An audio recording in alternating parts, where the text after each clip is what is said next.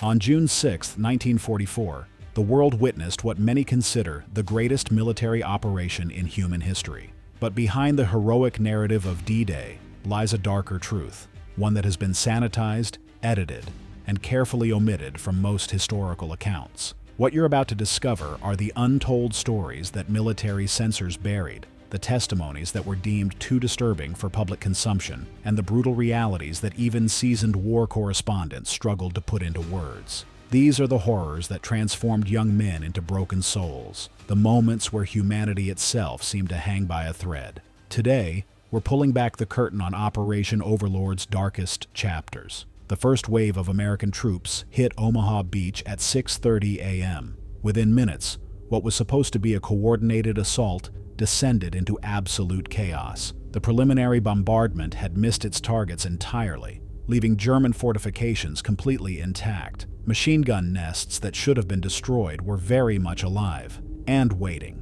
Private Harold Baumgarten of the 116th Infantry Regiment found himself trapped in waist-deep water as bullets tore through the men around him. The weight of their equipment, 68 pounds of gear per soldier, became a death sentence. Men who stumbled or were wounded couldn't get back up. They simply disappeared beneath the crimson surf. The English Channel turned red that morning, but not from the sunrise. Medical corpsman Charles Shea later described scenes that would haunt him for decades. Soldiers calling for their mothers as they bled out in the shallow water, their cries mixing with the sound of incoming artillery. The wounded who couldn't move drowned in just inches of water as the tide came in. What made Omaha particularly nightmarish was the killing field effect. The beach was a natural amphitheater, with German positions elevated on the bluffs above. Every American soldier was completely exposed, with nowhere to hide. The pre-invasion intelligence had been catastrophically wrong. Instead of a single regiment, the Americans faced an entire division of battle-hardened troops.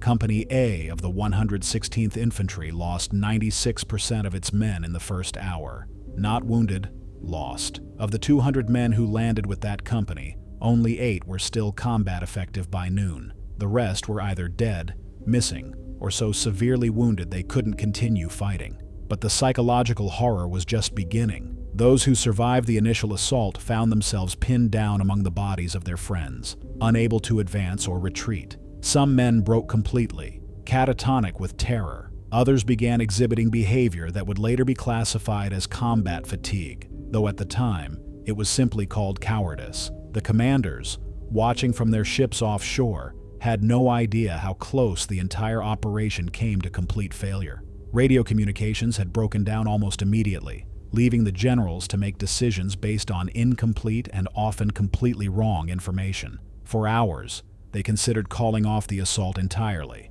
However, the true horror of Omaha Beach wasn't just the killing. It was what happened to the survivors in the hours that followed. By midday, something had fundamentally changed in the men who survived the morning slaughter. Combat photographers and war correspondents noted a disturbing transformation. Soldiers who had been ordinary young men just hours before now moved with a mechanical precision that seemed almost inhuman. The psychological term for what happened is called combat dissociation, a mental state where the mind essentially shuts down normal emotional responses to survive extreme trauma. Men began killing with an efficiency that shocked even veteran officers. They stopped taking prisoners unless specifically ordered to do so. German soldiers attempting to surrender were often shot down without hesitation. Private First Class John Barnes of the 1st Infantry Division later recounted how his unit discovered a German bunker with 12 soldiers inside, all attempting to surrender.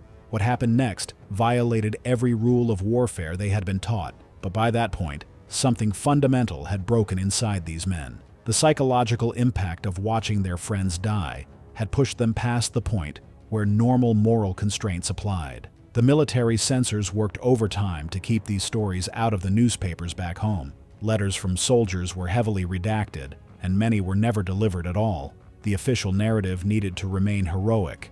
The American public couldn't know how their boys were being transformed by the experience. Medical officers began reporting a new phenomenon. Soldiers who appeared physically uninjured but were completely unresponsive to commands or stimuli. They sat staring at nothing, unable to speak or react to their surroundings. The military had no protocol for dealing with this level of psychological breakdown, so these men were often classified as missing in action or transferred to rear areas where their condition couldn't be observed by other troops. Captain Robert Miller, a battalion surgeon, wrote in his private journal about treating soldiers who couldn't stop their hands from shaking, men who wept uncontrollably at the sight of blood, and others who became violently aggressive at the slightest provocation. The psychological casualties were as numerous as the physical ones, but they received no recognition and little treatment. The stress of continuous combat began manifesting in disturbing ways. Soldiers reported hallucinations, seeing dead comrades walking among the living,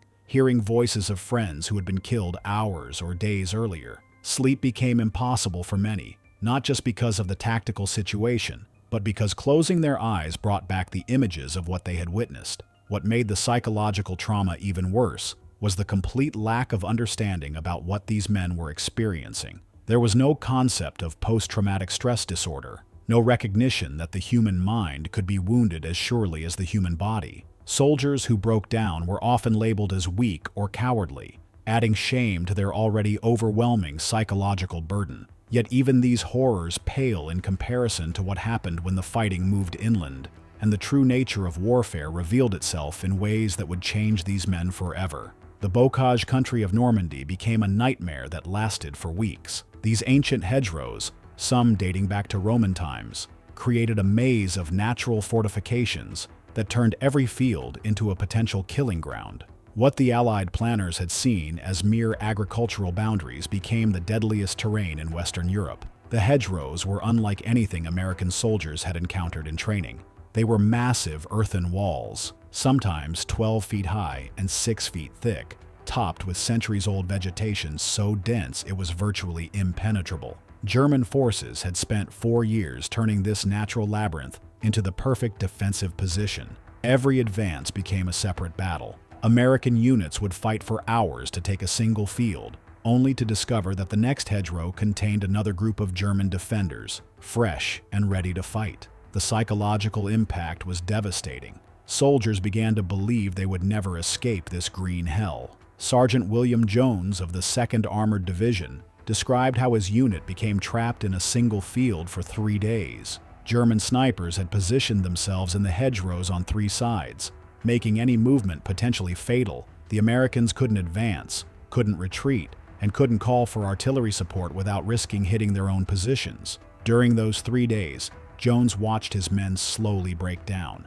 They began talking to themselves, making deals with God, and exhibiting behaviors that would have been considered symptoms of severe mental illness in civilian life. Some soldiers began methodically destroying their own equipment, as if the act of destruction could somehow relieve the pressure building inside their minds. The close-quarters nature of hedgerow fighting created a particularly brutal form of combat. Soldiers often found themselves face-to-face with German troops at distances of just a few feet. The killing became personal in a way that battlefield warfare rarely was. Men looked into each other's eyes as they died, creating psychological scars that would never heal. Tank crews faced their own unique horrors in the bocage. The narrow lanes between hedgerows became death traps where a single German soldier with an anti-tank weapon could destroy an entire armored unit. Tank crews who survived these encounters often exhibited signs of severe claustrophobia, unable to function in enclosed spaces for the rest of their lives. The medical evacuation system,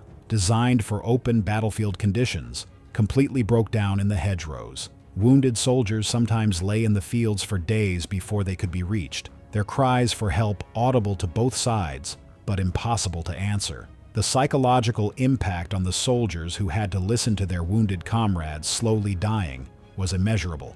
Communication between units became almost impossible.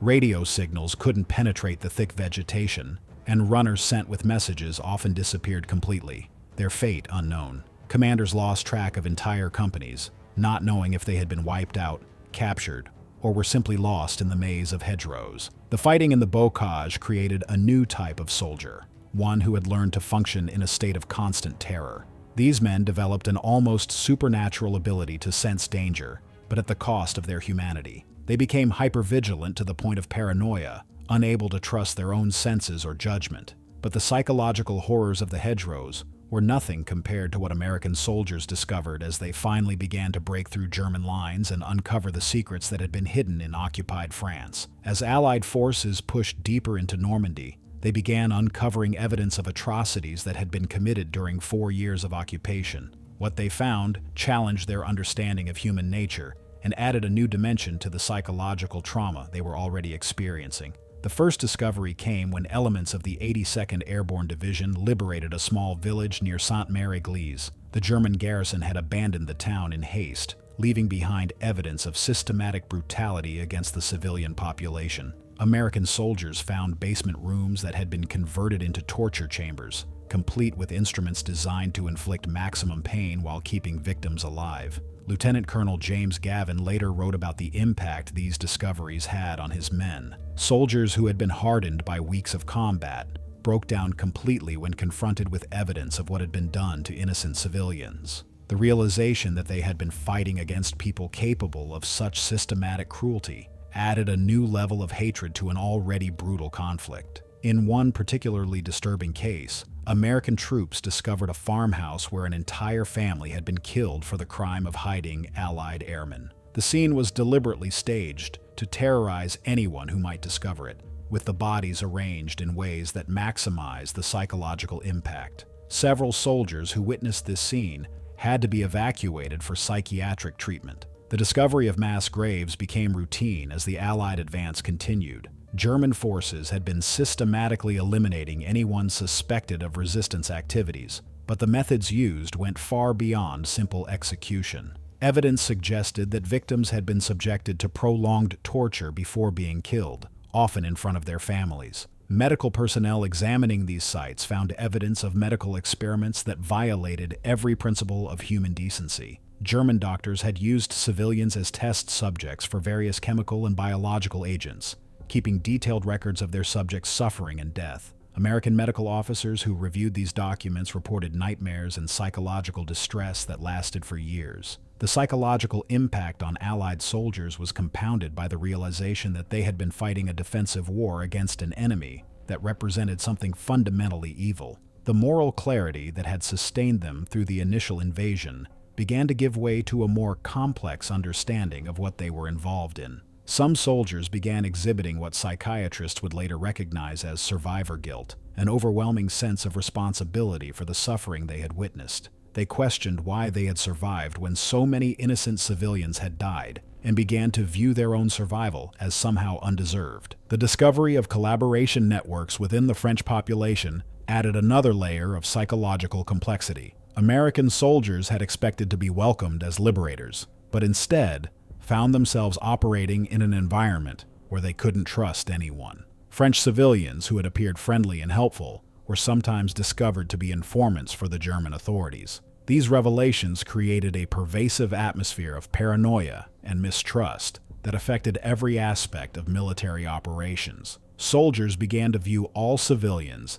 as potential threats, creating a psychological barrier that prevented the normal human connections that might have provided some relief from the stress of combat. The cumulative effect of these discoveries was to transform the entire nature of the conflict from a military operation into something more like a crusade against evil itself. But this transformation came at a terrible psychological cost that would haunt the survivors for the rest of their lives. The official casualty figures for D-Day and the subsequent Normandy campaign tell only part of the story. While historians focus on the 209,000 Allied casualties, including 37,000 killed, these numbers don't include the thousands of men who were casualties in every sense except the official one, those who suffered psychological wounds that would never heal. The military medical system of 1944 had no category for what we now call post-traumatic stress disorder. Soldiers who broke down psychologically were classified as battle fatigue cases if they were lucky,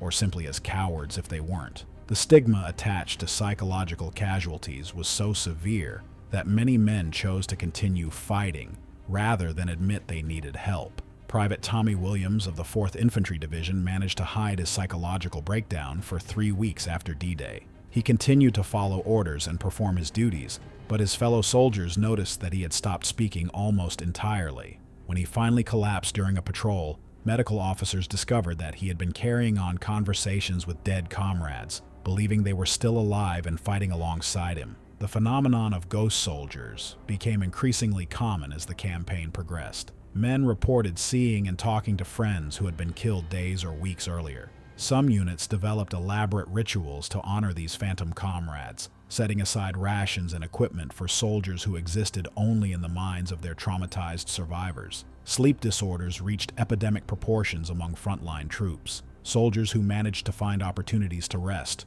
reported nightmares so vivid and disturbing that they preferred to stay awake rather than face what awaited them in their dreams. The chronic sleep deprivation began to affect judgment and decision-making abilities, creating a downward spiral of psychological deterioration. Many soldiers developed what psychiatrists now recognize as dissociative disorders. They described feeling as if they were watching themselves from outside their bodies, observing their actions as if they were spectators rather than participants. This psychological defense mechanism allowed them to continue functioning, but at the cost of their connection to their own humanity. The treatment available for psychological casualties was primitive and often counterproductive. Soldiers were given sedatives and rest, then sent back to the front lines with no real treatment for their underlying trauma. The assumption was that psychological wounds would heal naturally, just like physical ones, an assumption that proved tragically wrong. Some men never recovered from their experiences in Normandy. They returned home after the war physically intact, but psychologically shattered, unable to form relationships, hold jobs, or function in civilian society. Many turned to alcohol or other substances to numb the pain of memories that wouldn't fade. The term shell shock became a euphemism for a condition that was far more complex and devastating than anyone understood at the time. The families of these invisible casualties often suffered as much as the soldiers themselves. Wives and children had to learn to live with men who had been fundamentally changed by their experiences, who could become violent without warning, who woke screaming from nightmares, who couldn't bear to be touched or to show affection. The social cost of these psychological casualties extended far beyond the individuals directly affected. Entire communities felt the impact of having large numbers of traumatized veterans trying to reintegrate into civilian life without adequate support or understanding. The myth of the greatest generation helped to hide the true extent of the psychological damage inflicted by the war. The breakthrough that finally came after Operation Cobra brought its own psychological challenges.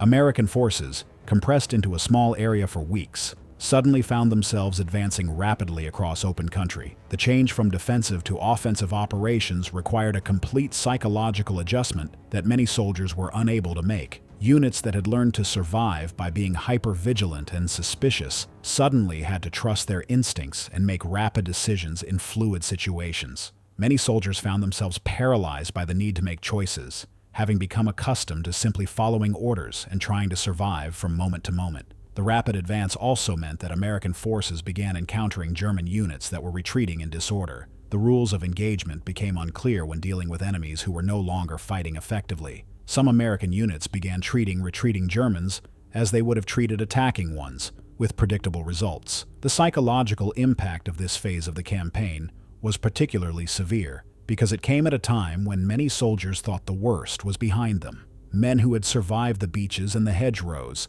found themselves facing new challenges just when they thought they might be able to rest and recover from their previous trauma. The final push to close the Falaise pocket trapped thousands of German soldiers in a small area, creating a concentration of destruction that exceeded anything the Americans had previously witnessed. The psychological impact of seeing such massive loss of life, even enemy life, was overwhelming for many soldiers who had already reached their emotional limits. Medical officers reported an increasing number of soldiers who simply stopped functioning without any apparent physical cause. These men would sit motionless, staring at nothing, unable to respond to commands, or even basic human interaction. The military had no resources to deal with this level of psychological breakdown, so most of these soldiers were simply left to recover on their own, or evacuated to rear areas where they wouldn't affect unit morale. The end of the Normandy campaign brought not relief, but a new kind of psychological challenge as soldiers tried to process what they had experienced and witnessed over the previous months. The victory in Normandy came at a price that extended far beyond the official casualty figures.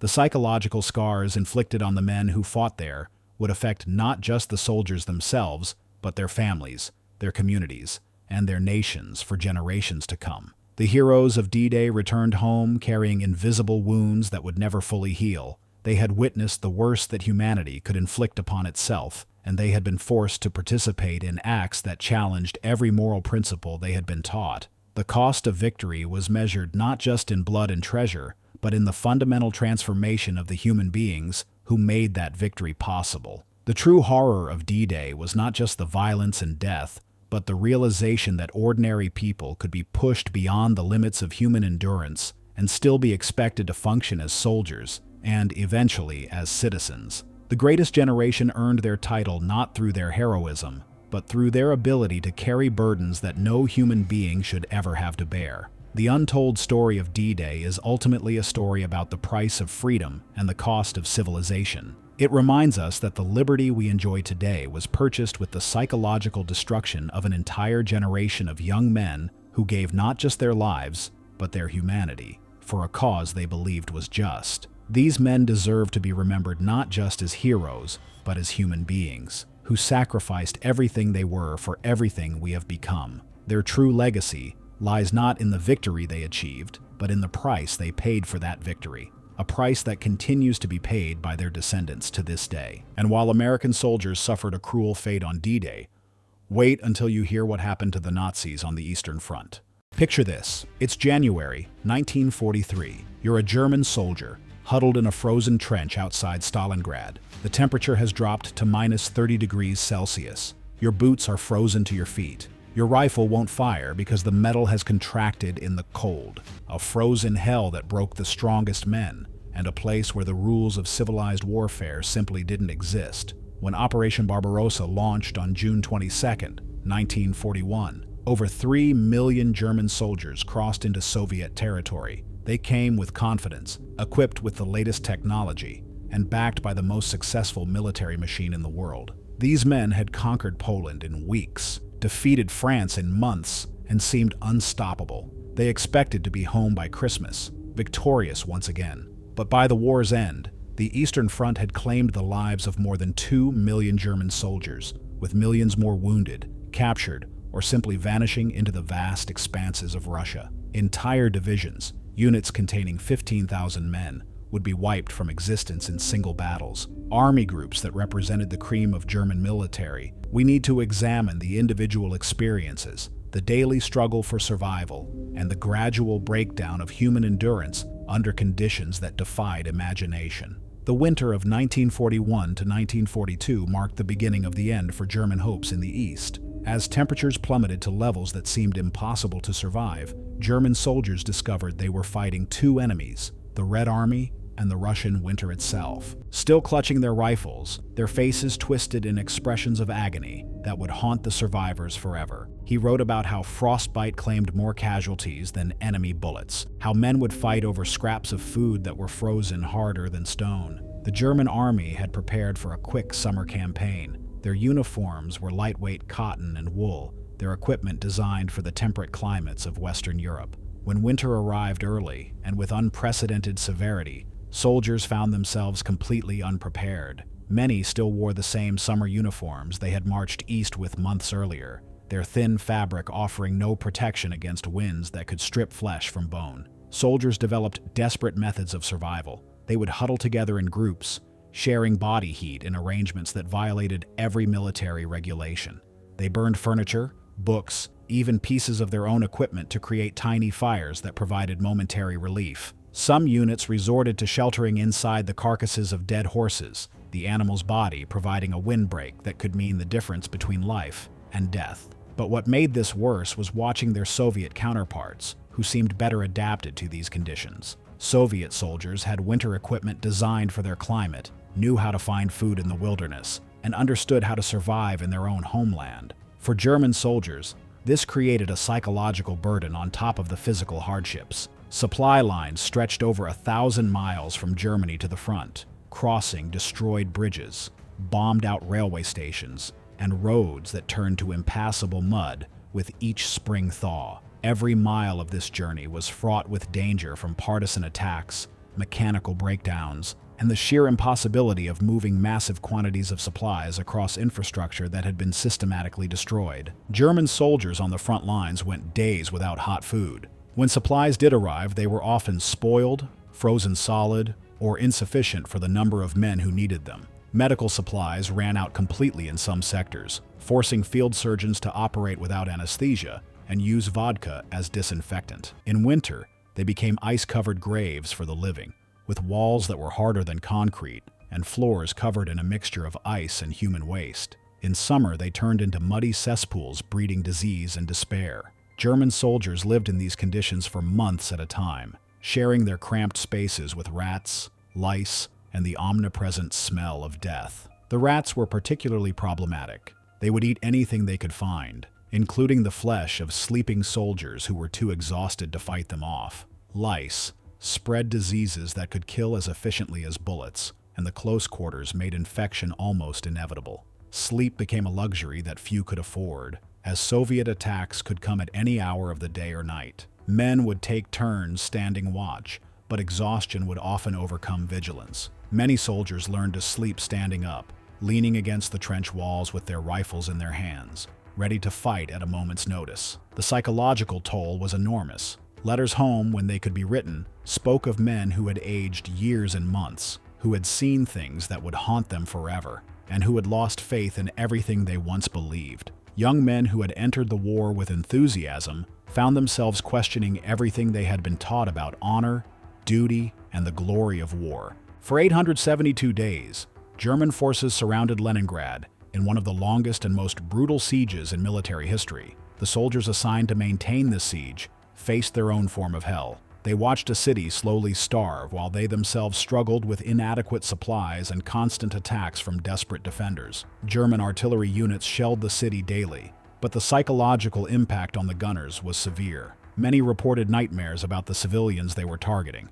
The siege became a war of attrition that wore down the besiegers as much as the besieged. The fighting around Leningrad was particularly vicious because Soviet defenders were fighting for their homes and families. They showed a ferocity that German soldiers had not encountered in their earlier campaigns. Here, every building became a fortress, every street a battlefield where civilians and soldiers fought side by side with a desperation that shocked even hardened German veterans. Many never made it home. They died of exhaustion, starvation, or enemy action in forests and fields, far from anyone who would ever know their fate. Their bodies would be found years later by farmers or hunters, still wearing the remnants of German uniforms. During these retreats, German soldiers witnessed the complete breakdown of military discipline that had once been the foundation of their success. Units fragmented as men looked out for their own survival rather than maintaining unit cohesion. Officers found their authority meaningless when they had no supplies to distribute and no reinforcements to call upon. The proud Wehrmacht was reduced to scattered groups of desperate men trying to escape the consequences of their invasion. Beyond the conventional battles, German soldiers faced a constant threat from Soviet partisans operating behind the lines. These irregular fighters turned the entire Eastern Front into a battlefield where there were no safe areas, no secure rear positions, and no respite from the constant threat of attack. Partisan warfare was particularly devastating to morale because it violated every conventional understanding of how war was supposed to work. Enemies could be anywhere: the farmer working in his field, the woman selling bread in the market, the child playing by the roadside. German soldiers learned to trust no one and suspect everyone. Partisan attacks on supply convoys meant that German soldiers never knew if their next meal or ammunition resupply would arrive. Soldiers assigned to guard duty or escort missions lived in constant fear of ambush. The psychological stress of never knowing when or where the next attack would come broke many men before they ever saw conventional combat. The methods used by partisans were particularly unsettling to German soldiers trained in conventional warfare. Partisans would attack and then disappear into the civilian population, making it impossible to distinguish between combatants and non-combatants. They used improvised weapons, booby traps, and ambush tactics that seemed designed more to terrorize than to achieve military objectives. Medical care on the Eastern Front was primitive at best and often non-existent. Field hospitals were overcrowded, understaffed, and frequently under attack. German medics worked under impossible conditions, trying to save lives with inadequate supplies and equipment, while often coming under fire themselves. Frostbite injuries were so common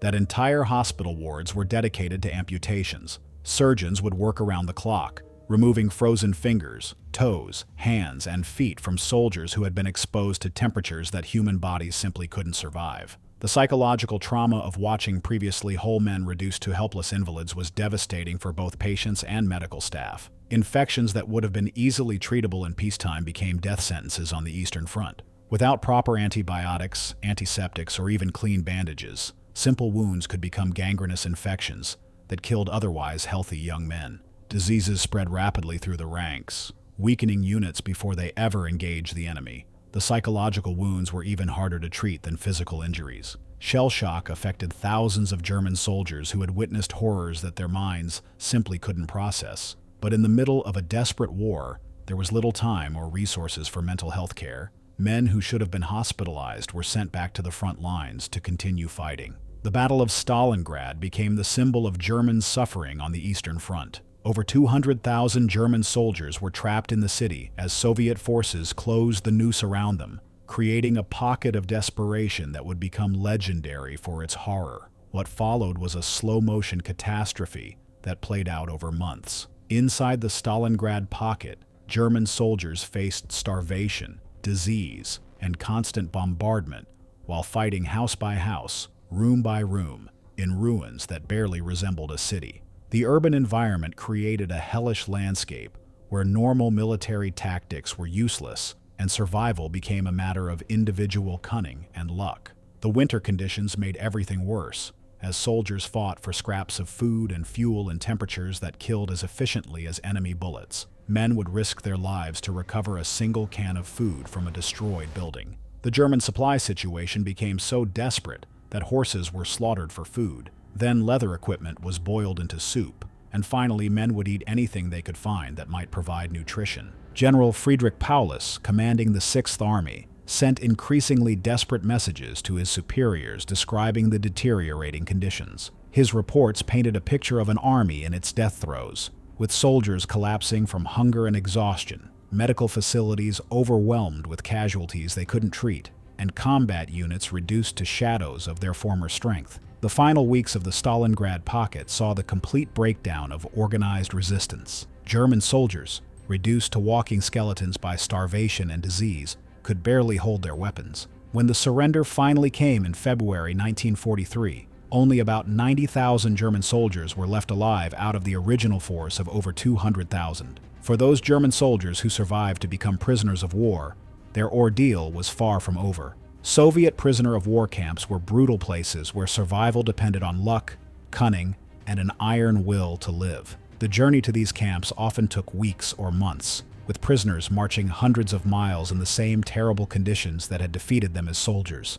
Many died on these marches, their bodies left beside the roads as grim reminders of the price of invasion. The survivors arrived at camps that were barely equipped to handle the massive influx of prisoners, creating overcrowded conditions where disease could spread rapidly and adequate food was a fantasy. In the camps themselves, German prisoners faced starvation rations that provided barely enough calories to sustain life, let alone the energy needed for the backbreaking labor they were forced to perform. They worked in mines, forests, and construction projects under guards who viewed them as criminals rather than prisoners of war entitled to basic human rights. Diseases ran rampant through the overcrowded barracks, killing men who had survived years of combat. The psychological impact of watching comrades die from preventable diseases after surviving the horrors of combat broke many men who had previously shown remarkable resilience. Not all German soldiers on the Eastern Front fought in major battles or famous sieges.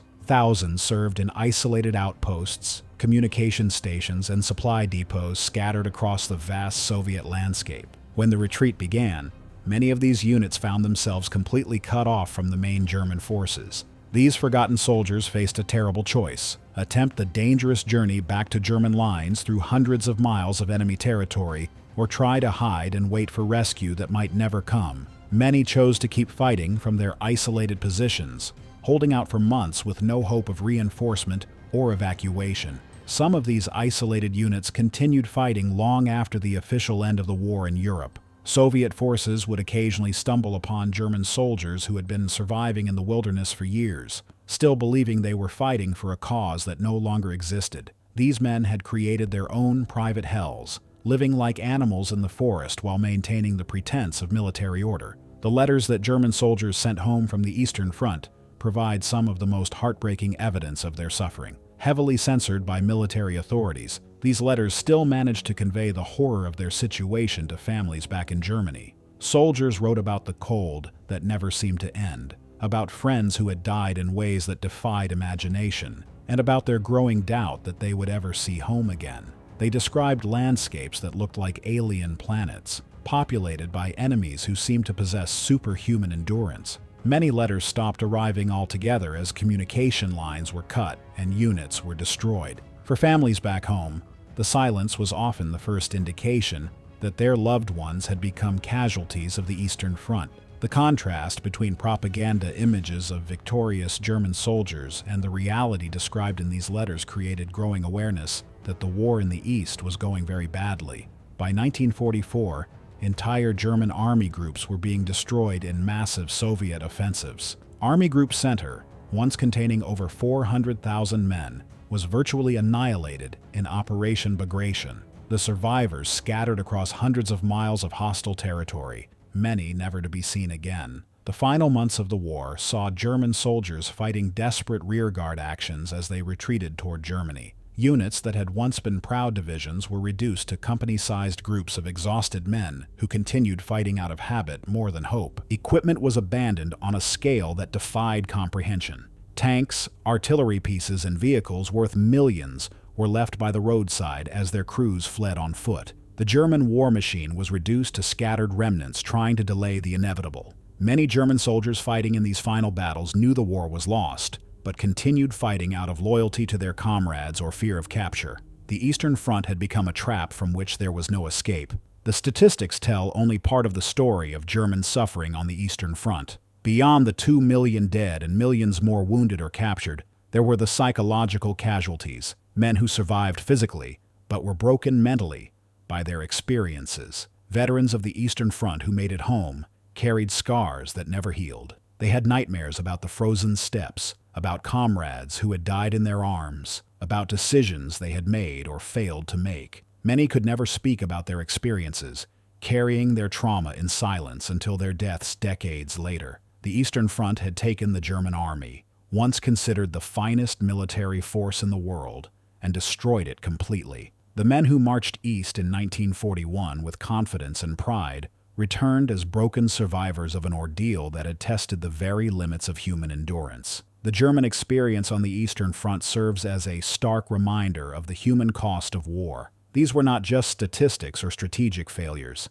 They were individual human beings who suffered and died far from home in conditions of unimaginable hardship. The Eastern Front consumed an entire generation of German men, destroying families, devastating communities, and forcing a nation to confront the consequences of its actions. The suffering of German soldiers, while ultimately the result of their nation's aggression, remains a testament to the horror of modern warfare. The frozen battlefields of Russia became a graveyard for millions, a place where human endurance was tested beyond its limits and found wanting. For those who lived through it, the Eastern Front was about survival, about maintaining humanity in inhuman conditions, and about the terrible price that individuals pay for the collective decisions of their societies. Their story deserves to be remembered, not to glorify war, but to understand its true cost and to honor the memory of all who suffered in that frozen hell that stretched across the vastness of Eastern Europe. If you enjoyed this video, please like and subscribe to our channel.